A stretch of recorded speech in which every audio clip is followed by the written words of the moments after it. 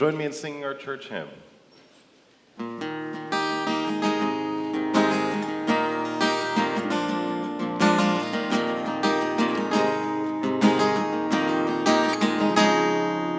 From all who dwell below the skies, let faith and hope with love arise. Let beauty, truth, and good be sung through every land by every tongue. De todos bajo el gran sol surja esperanza, fe y amor, verdad y belleza cantando de cada tierra, cada voz.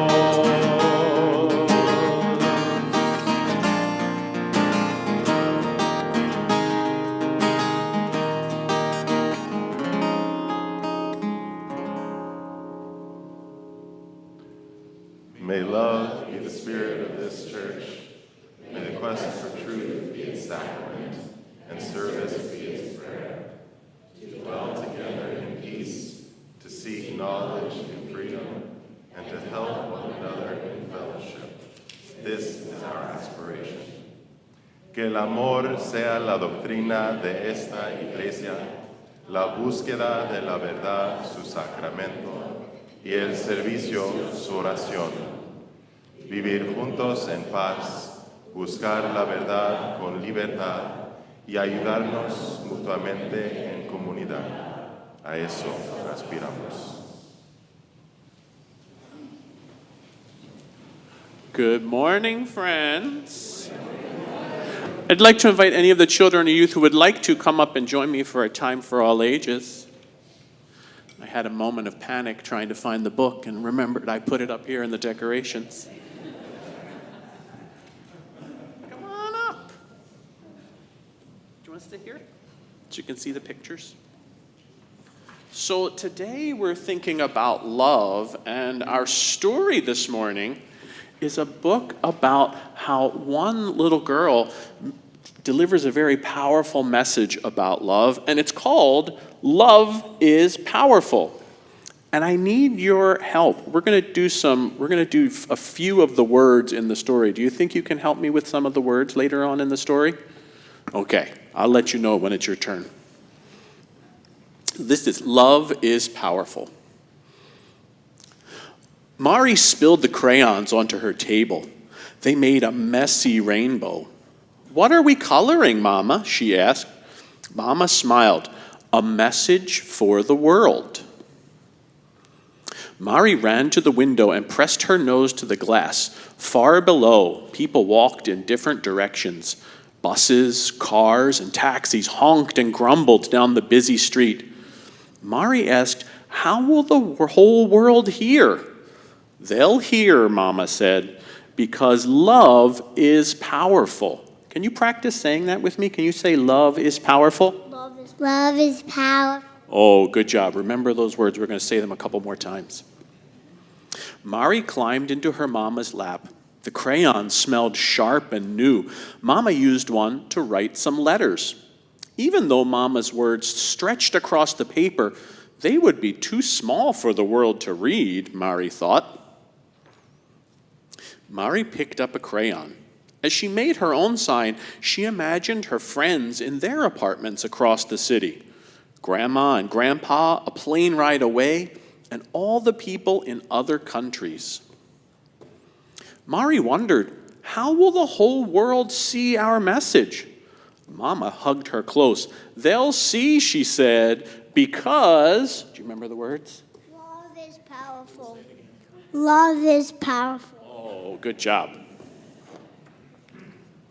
Mama handed her a coat, and they both laced up their shoes. Mari tucked the posters under one arm and held Mama's hand with the other. They slipped through the elevator doors. Down, down, down they went, all the way to the lobby.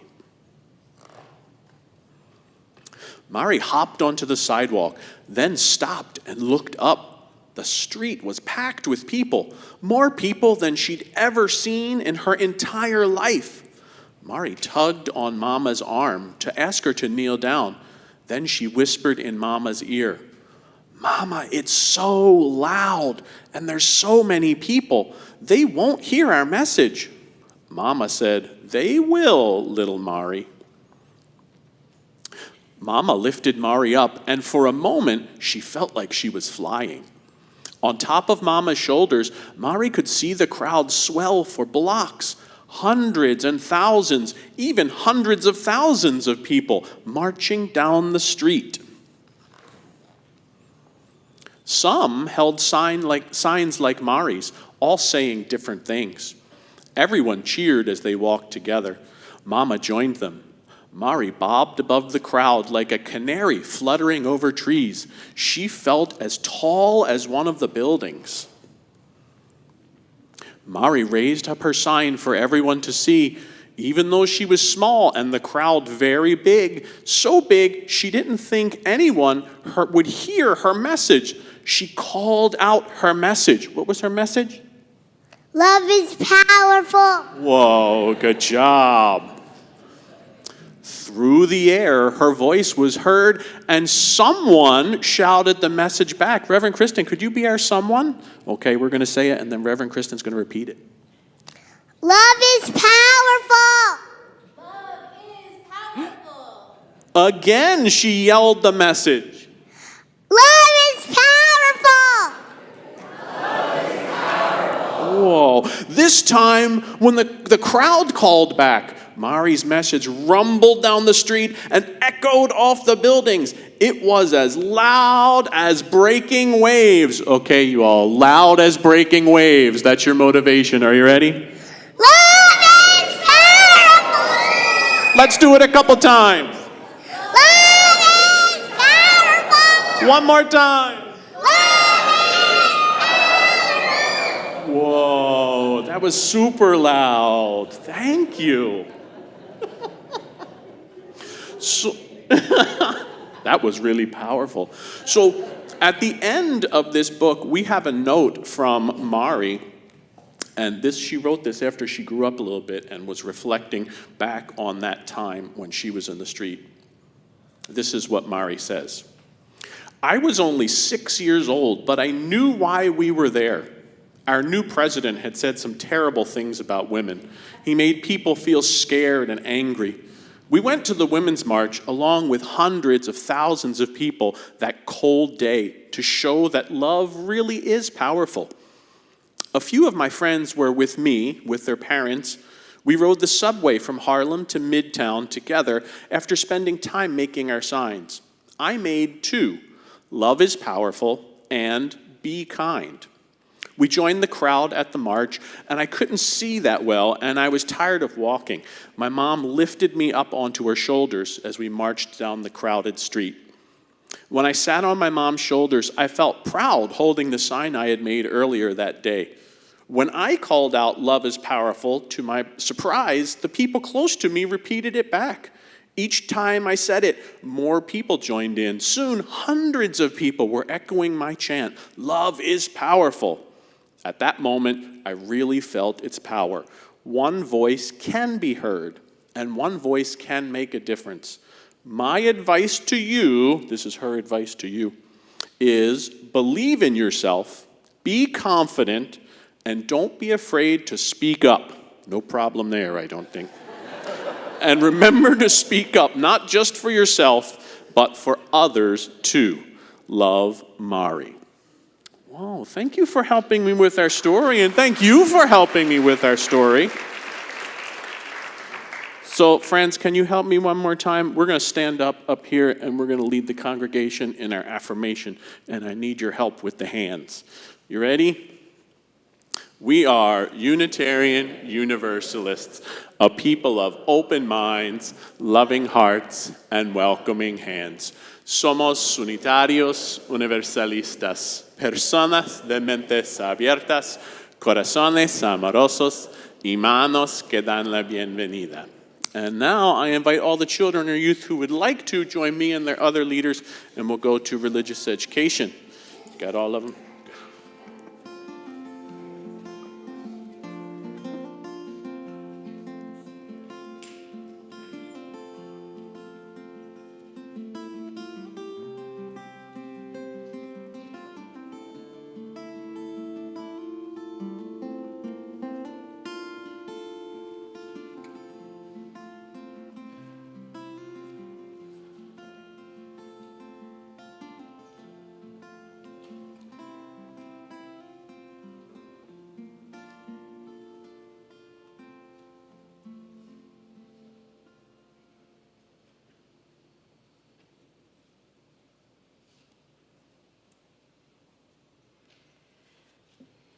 Love is indeed powerful. And I have some hard news to share about someone who is beloved to us. Reverend Jim Grant, our affiliated community minister, died last night. So we hold Jim and his family and this community and all those who love him in our hearts. We grieve because we love. I do want to let you know that there are pastoral care lay ministers available every Sunday, including today. And this morning's lay minister is Les Vivian. Today after service in Bard Hall, the youth groups and the Friends of Debenable Pines are sponsoring an ice cream social for the Youth Campership Fund. They're raising money so that all youth can attend camp next summer.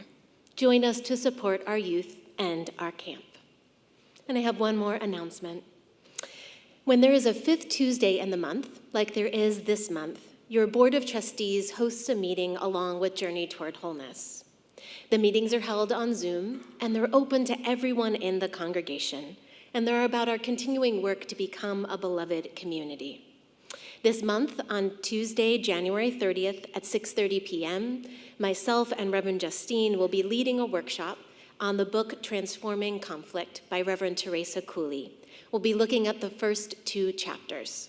You can pick up a copy of the book in the library, and Reverend Justine also has some copies.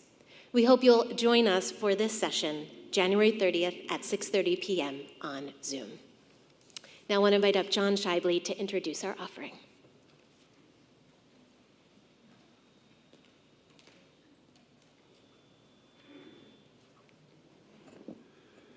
Good morning, everybody.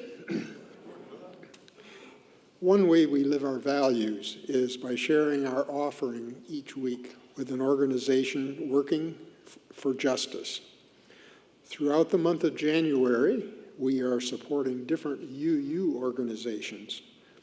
This week, our offering will be shared with the Unitarian Universalist Service Committee. We have a short video.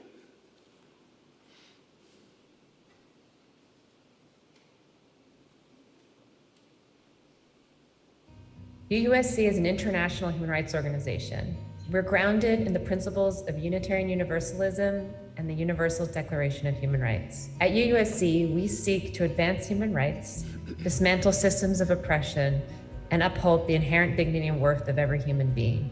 Founded in 1940, UUSC addresses the needs of people who've been ignored or overlooked, working in places where the larger aid agencies often do not. We are committed to building upon a legacy that is rooted in locally led initiatives, working hand in hand, eye to eye, and heart to heart with community leaders and grassroots organizations in the United States and around the world. Today, UUSC has over 30,000 members, partnering with more than 40 grassroots organizations. Our programs span across 20 countries in Asia, the South Pacific, Central America, and the United States. We do our work in 3 ways: through advocacy and action with UU congregations, UUSC members, and our incredible volunteers, through education and experiences with the UU College of Social Justice, and through grant-making, convenings, and collaborative research. With our partners, we address human rights issues including disaster justice, emergency relief in the face of natural or human-made crises, climate action, working with communities who are losing their homes due to climate change, and criminalization. Partnering with communities who are targeted simply for their activism or being who they are, immigrants, LGBTQ people, and ethnic and religious minorities. And this past year, we have been working with our grassroots partners to meet the unique human rights challenges presented by the COVID-19 crisis. We know that UUSC members expect us to always be learning and be bold in our programming and our commitment to human rights. We want you to have confidence in our work. UUSC is a terrific investment for your philanthropic support. Our budget goes far to accomplish so much for human rights in the US and around the world. And for 10 years running, UUSC has earned 4 stars, the highest possible rating from Charity Navigator, because of our effectiveness and fiscal transparency. It is an exciting time at UUSC. We are grateful to you and to all of our members for your partnership and for putting your faith in us. You make our work possible. Thank you. Thank you, UUSC supporters. Thank you for everything you do. Thank you so much for your support. And thank you for putting your faith in us. For all that you do to advance human rights. We really appreciate it. We couldn't do the work we do around the world without you. Thank you so much for your support. Thank you. Thank you. Thank you. Thank you. Thank you. You may donate this morning here in person by the credit card using the dip jars, or by cash or check using the donation boxes. If you'd like assistance, please raise your hand. You may also donate at our church's website, firstuusd.org. Thank you for your generosity. This morning's offering will now be received.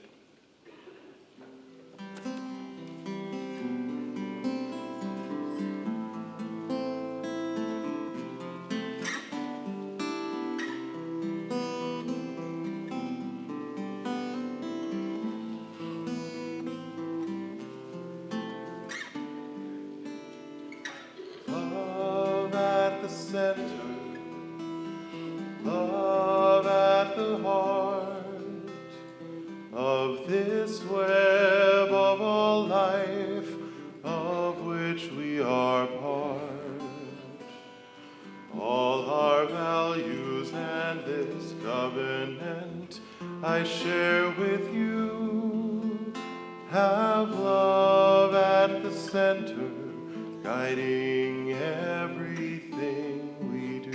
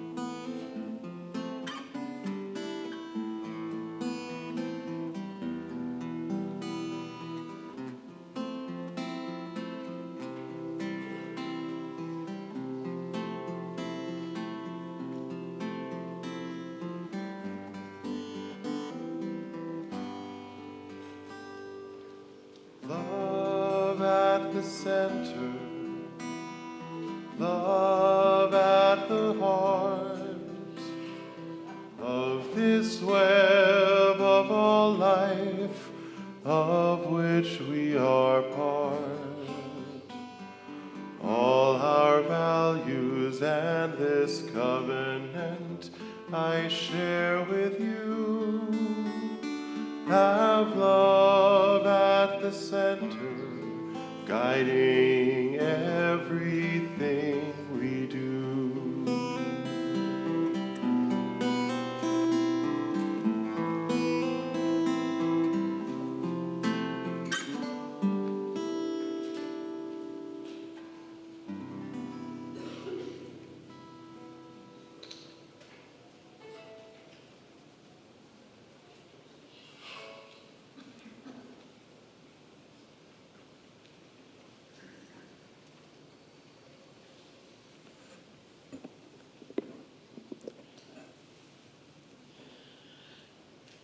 The reading is To Invoke Love by Reverend Sean Parker Dennison.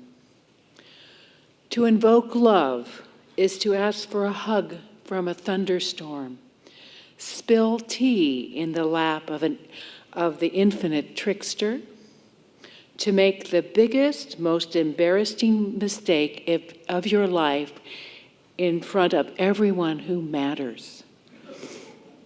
To invoke love is to never know if it will come softly with the nuzzle of a beloved dog, or pounce right on your chest with the strength of a lioness protecting her cub, her pride, her homeland.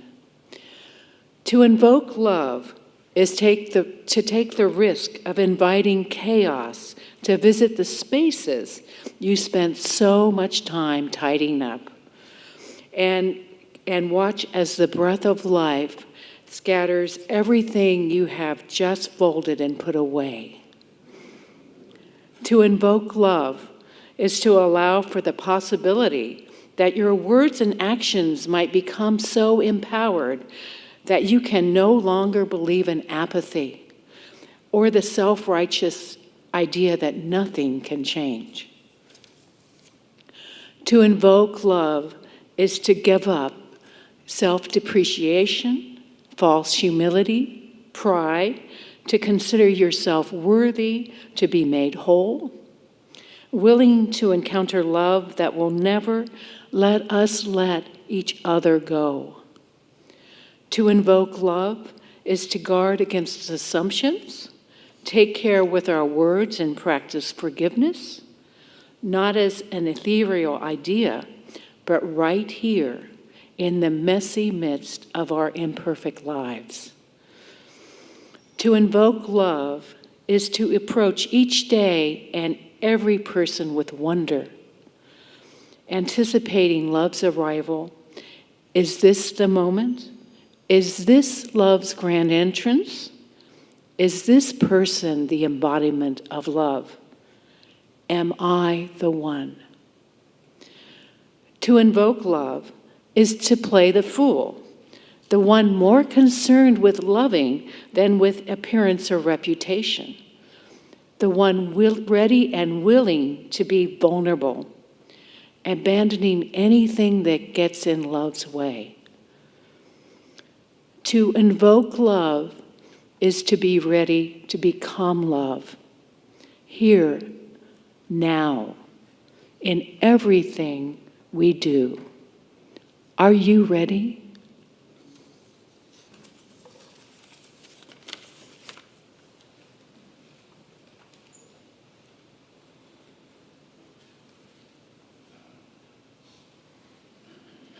I'd like to invite you just to take a couple of deep breaths, settle into the space.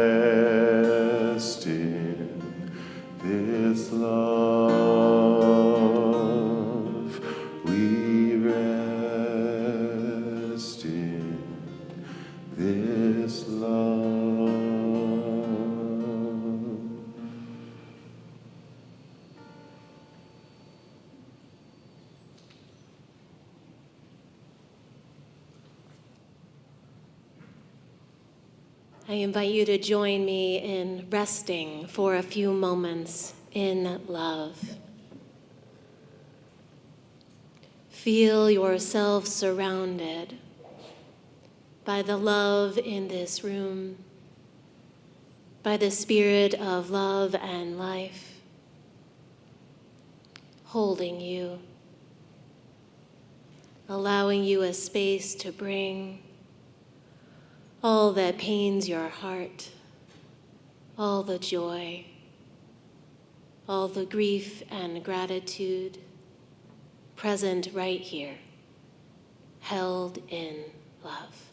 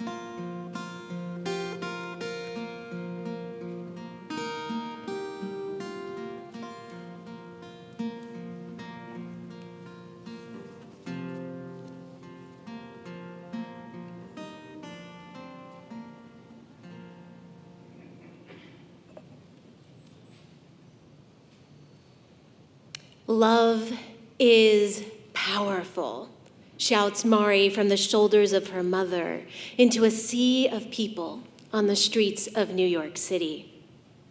To her surprise, a few voices echo her message back.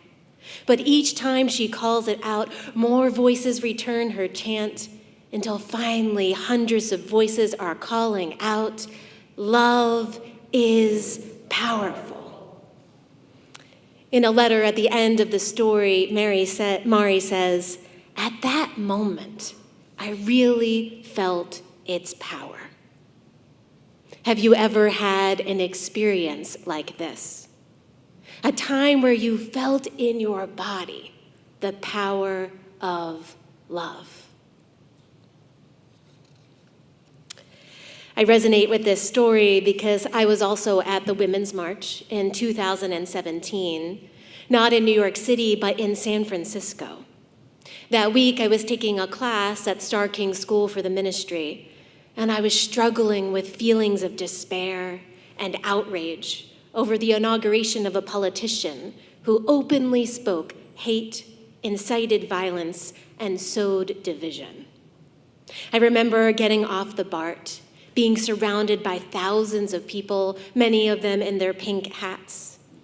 I found my friend from college. I was meeting up with her and her family. They were waiting on a street corner, and it included her daughter, who had just turned 2 years old. It was her first social justice action, and together we huddled in the cold, pouring rain of San Francisco, calling out chants of justice and love, just like Mari. For me, there was something powerful about knowing that we were not alone in that moment. We were connected to the people who were around us, to the people in other cities who were marching and singing and chanting, an estimated 7 million people from around the world. We were part of a movement of resistance that was grounded in love. Dr. Cornel West tells us to never forget that justice is what love looks like in public. When we care for one another, when we know that our fate, our very survival is bound up together, love calls us into action. Now, Unitarian Universalists are sometimes referred to as the love people, known for our bright yellow t-shirts and banners. And in this congregation, every Sunday, we reaffirm our commitment to our church aspiration when we say, "May love be the spirit of this church. Que el amor sea la doctrina de esta iglesia."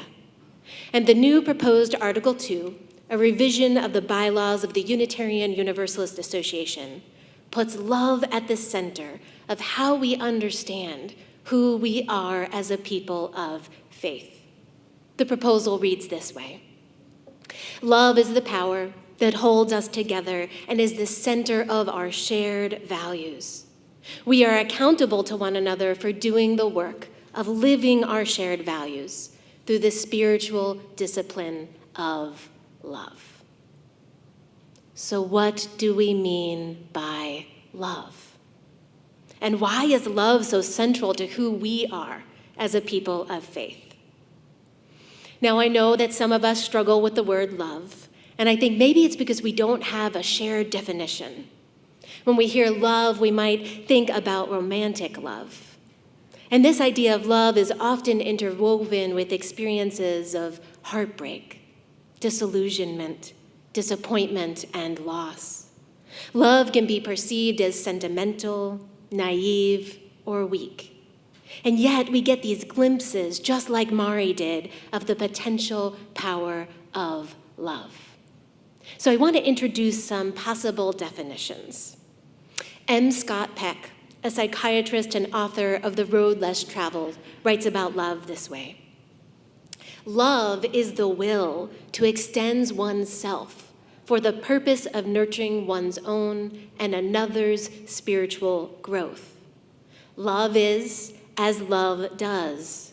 Love is an act of will, namely both in intention and in action. Will also implies choice. We do not have to love. We choose to love. According to Peck, love is choosing to act in a way that nurtures our own spiritual growth and the growth of others. It is our actions, not our words, that are the best reflection of our commitment to embodying love.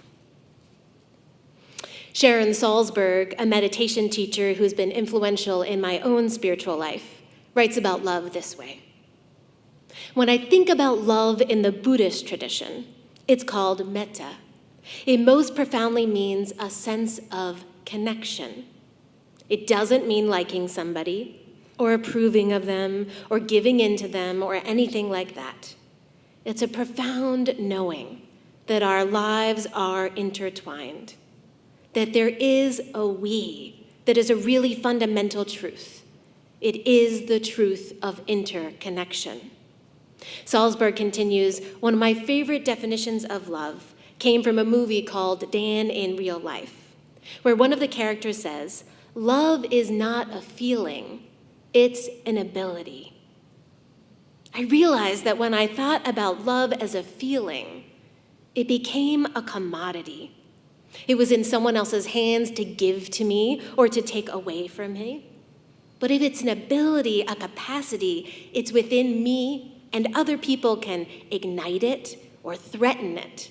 But it is mine, and it is mine to tend, and it is mine to be responsible for. And so I think of it as a capacity, and it is not in any way a weakness or sickly sweet. It is really our superpower to connect with one another that fully. For Salzberg, love is fundamentally about connection, our interdependence, knowing that our lives and our fates are intertwined, and love is a capacity. It's something we practice. We take responsibility for cultivating our ability to care for one another. And finally, Bell Hooks, academic and activist who's best known for her teachings on race, class, and gender, defines love this way: affection is only one ingredient of love. To truly love, we must learn to mix these various ingredients: care, affection, recognition, respect, commitment, and trust, as well as honest and open communication. I'm moved by this idea that there are these ingredients to love.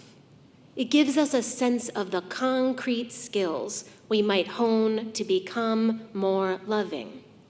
Skills like caring for one another, speaking honestly and openly, extending respect and recognition to others, making commitments to each other, and engaging in ways that build trust. I'm also struck by how many of these words are about covenant, the kinds of promises that we make to one another as Unitarian Universalists. And this gives me a clue as to why love might be so central to Unitarian Universalists, because we are a people of covenant. This means that what holds us together is not a set of beliefs. What defines us is our relationships. Our covenants are the commitments we're willing to make to one another about how we will treat each other with care and respect, how we will help each other grow spiritually, and how we will work towards beloved community. Love is central to Unitarian Universalism because we are a people of covenant. Covenant is about relationship, and love defines the kind of relationships we seek to foster in our church and in the larger community. So here we are at church, learning how to engage in the spiritual discipline of love.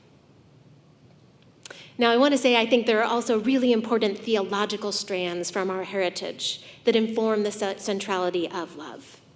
I think back to those early days, the late 1700s and early 1800s, when Unitarians and Universalists were forming in opposition to the doctrines of the Calvinists and the stirrings of the Great Awakening.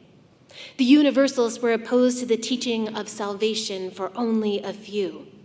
They argued that the nature of God is love, and that a loving God sends no one to hell.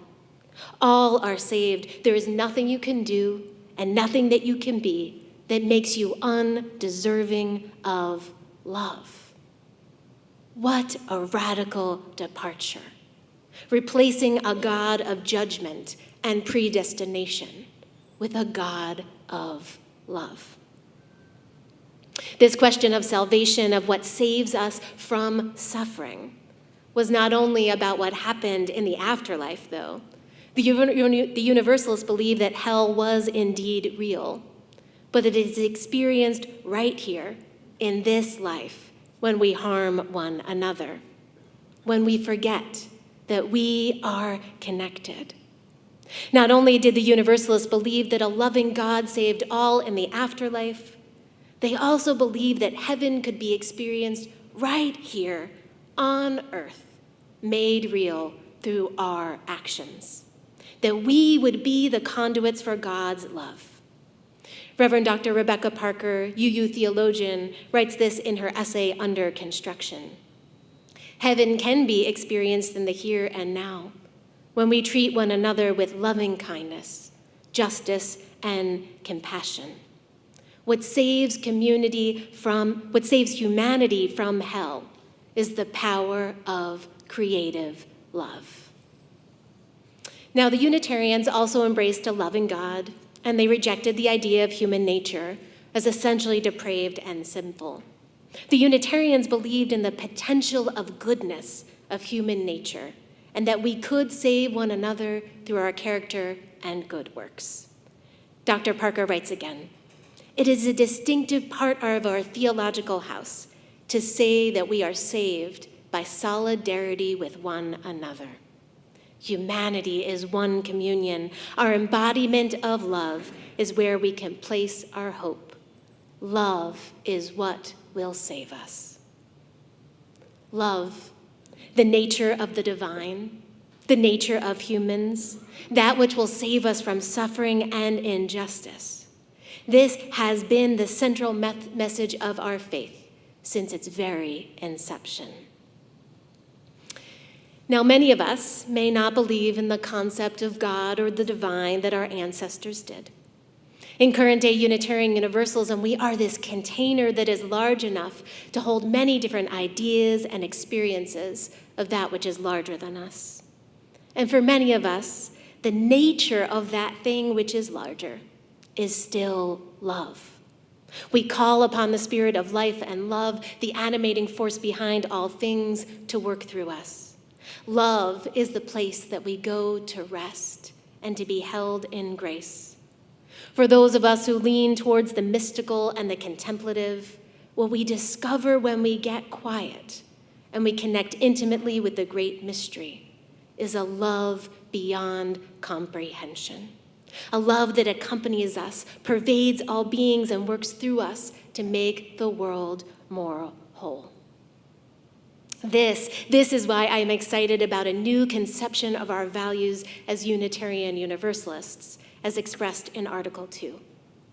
Because I believe that love is indeed the center of our faith, and that our values grow and blossom out of that love. Love is not just a feeling. It's not something that happens to us. Love is not something that others have the power to give to us or to take away from us. Love is a verb, an action, a way of being and living that we can choose. To know that we are capable, every single one of us, of hate and cruelty and destruction, but we consciously choose over and over again to be love. Love is a recognition of our connection to one another. Love is the care we show one another when we are struggling. Love is the desire to support one another to grow. Love is what calls us to interrupt systems, structures, and policies that create injustice. Love is our collective voice at the march, calling out our power. Let us keep love at the center of our faith and love at the center of our lives.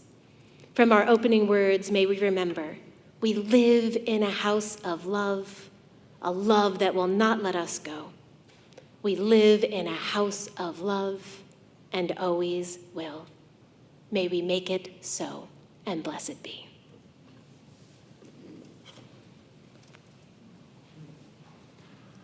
Well, love is calling to us. Let us rise as body and spirit, allow and answer in song. Our closing here.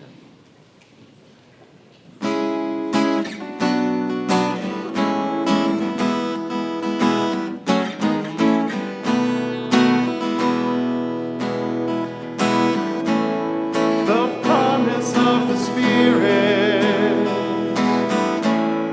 faith, hope, and love abide. And so every soul is blessed and made whole. The truth in our hearts is our guide. We are answering the call of love. Hands joined together as hearts beat as one. Emboldened by faith, we dare to proclaim we are answering the call of love. Sometimes we build a barrier to keep love tightly bound, corrupted by fear, unwilling to hear, denying the beauty we found. We are answering the call of love. Hands joined together as hearts beat as one. Emboldened by faith, we dare to proclaim we are answering the call of love. A bright new day is dawning, when love will not divide. Reflections of grace in every embrace, fulfilling the vision divine. We are answering the call of love. Hands joined together as hearts beat as one. Emboldened by faith, we dare to proclaim we are answering the call of love. We are answering the call of love.